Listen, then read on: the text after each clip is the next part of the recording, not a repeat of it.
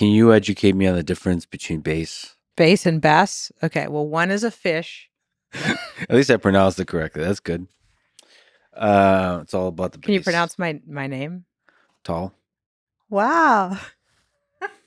most people say Tal. Tal. Or tall. You said tall. Who says tall? Like so many people. In the South, maybe. Tall. I don't know, but the fact that you said my honey, name right, tall. You get extra points. Tall. I didn't know it was a game. Am I winning? Yep. I like winning. How do you play the bass? What's the difference between fingerstyle and slap? Slap is like this, fingerstyle is like this. You ever play bass with a pick? Yeah, sometimes. I'm not accusing you of anything. No accusation taken. I don't know if these are sensitive topics. Like if that would be pretty hilarious if I was sensitive about bass techniques, but like not about like love. It just looks so cool to like slap it, and I don't understand what that's about. Like that thumb thing that. Yeah, I slapped less, a lot less, almost never actually. It has a very distinctive sound and does a very distinctive thing to a song. Mm-hmm. That is not something I hear needed very often in music today. Yeah. But in certain styles, like funk, it sounds awesome and it makes sense. It was something that was a bit overused at one point. For instance, like my mentor, Anthony Jackson, he refused to slap. Like he actually said, if you want me to slap, I'll leave this gig. Mm-hmm. So I'm not like that. See, that's why I said sensitive. See, I was like reading into it. Because he's sensitive about it. I was feeling the spiritual energy of the sensitivity of the topic. Anthony Jackson. And then, I mean, I'm playing electric bass. So generally speaking, you don't particularly want to hear electric bass on straight ahead jazz anyway. You want to hear an upright bass. But if I was to play jazz on an electric bass, I might even kind of like palm mute. You know, like instead of going like, I might go to very anything to kind of make the notes shorter and less resonant and like kind of fade away quick, because the upright does that naturally. And I have like a different bass, like a hollow body harmony that sounds closer to an upright that I'll use in certain, like on my song Under the Sun that I put out, that was on a harmony bass, and it has like kind of an upright acoustic kind of tone to it, but with more sustain.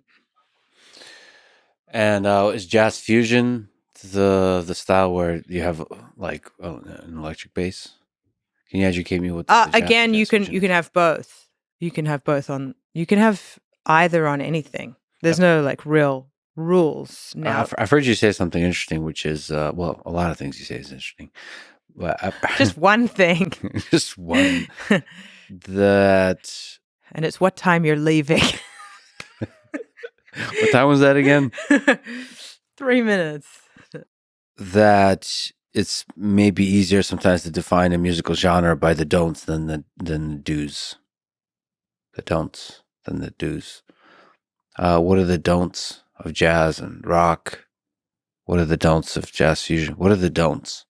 In any domain of life, what are the don'ts? The don'ts is just to please leave your fear at the door. Mm-hmm.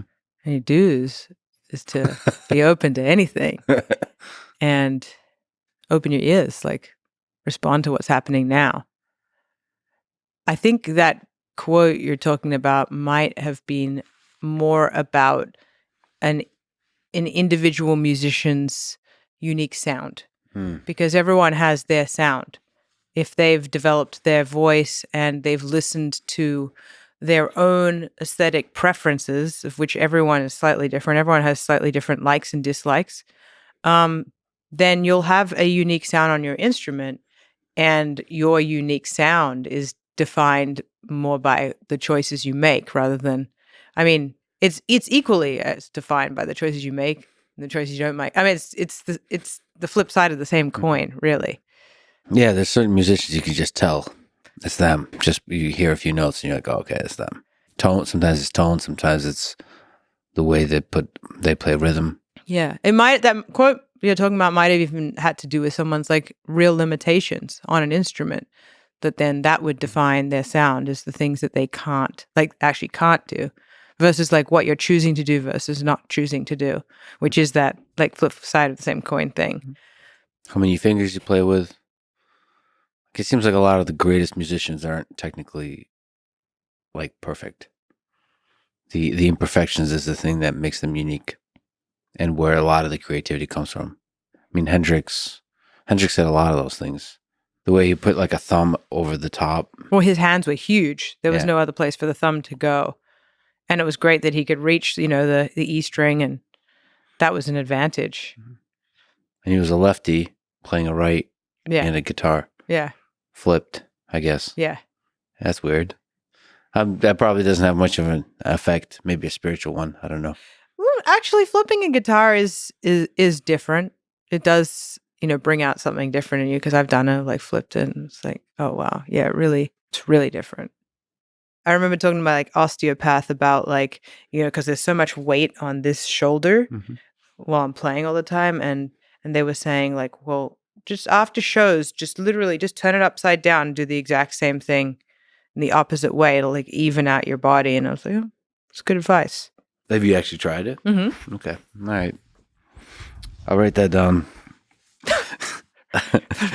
All right. Well, do you know a guy named Davey504? I've heard of him. I recently learned of him.